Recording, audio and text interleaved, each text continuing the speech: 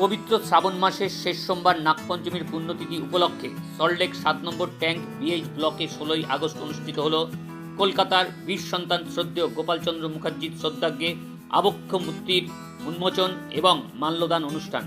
অনুষ্ঠানে উপস্থিত ছিলেন বিজেপির রাজ্য সভাপতি শ্রমিক ভট্টাচার্য, উদ্যোক্তা ওপেলিয়া সিনহা, প্রদ্যুৎ সিনহা সহ বিজেপির একাধিক নেতৃত্ব এবং কর্মী, তার সাথে সহস্র সাধারণ মানুষ। রাজ্য সভাপতি জানালেন, এবারের তেরাঙ্গা যাত্রা এবং ঘর ঘর তেরেঙ্গা এক অন্য মাত্রা পেয়েছে স্বাধীনতা দিবসে, এবং সেই সাথে ভূয়সী প্রশংসা করলেন বীর শহীদ গোপালচন্দ্র মুখার্জি।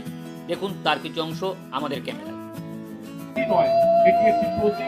কালকে স্বাধীনতা দিবসের আগে থেকে যে তেরাঙ্গা যাত্রা উৎসব শুরু হয়েছে, তাতে যে স্বতঃস্ফূর্ত জনজাগরণ এবং সবার বাড়িতে যেভাবে তেরাঙ্গা উঠেছে কালকে, এটা কোনোদিন আগে দেখা যায়নি।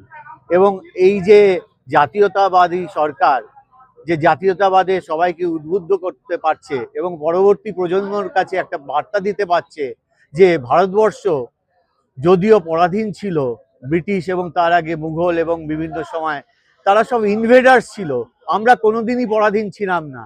আজকে উপনিষদের সময় থেকে ভারতবর্ষ সবাইকে আহ্বান করেছে, আমাদের ঐশ্বর্য সবাই লুট করেছে, তারা যে যার মতো নিয়ে গেছে নিজের দেশে। আমরা সবাইকে আহ্বান করেছি, কোনোদিন তাদেরকে রুখে দাঁড়াইনি, কিন্তু যখন একটা প্রয়োজন হলো স্বাধীনতা সংগ্রামের, তখন আমরাই রুখে দাঁড়িয়েছিলাম। আমরা স্বাধীনতা চেয়েছিলাম, সেই অর্থে স্বাধীনতা হয়তো যেভাবে চেয়েছিলাম সেই সময় পাওয়া যায়নি, কিন্তু আমাদের সরকার অখণ্ড ভারতের স্বপ্ন দেখে।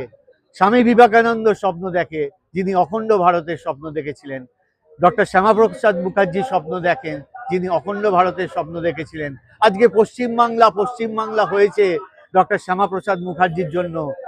তিনি যে প্ল্যানের বিরোধিতা করেছিলেন এবং হিন্দু মহাসভায় দাঁড়িয়ে তিনি যে বক্তৃতা দিয়েছিলেন এবং পরবর্তীকালে সেইটা তখনকার আইনসভায় পাস হয়েছিল ভোটাভুটিতে, এবং তারপর হিন্দু হোমল্যান্ড হিসেবে পশ্চিমবঙ্গের স্বীকৃতি যিনি পেয়েছিলেন, আমরা সেদিন পেয়েছিলাম, সেটা আজকে স্বীকৃত, সেটা আজকে ইতিহাস যতই বিকৃত হোক, ইতিহাস কিন্তু কথা বলে, ইতিহাস ফিরে আসে।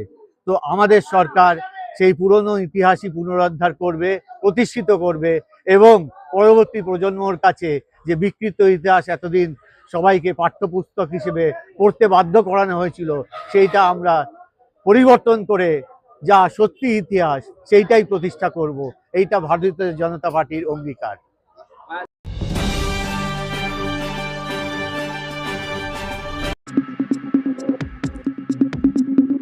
চোখ রাখুন বিশ্ববার্তা টিভিতেই, যার সততাই শেষ কথা।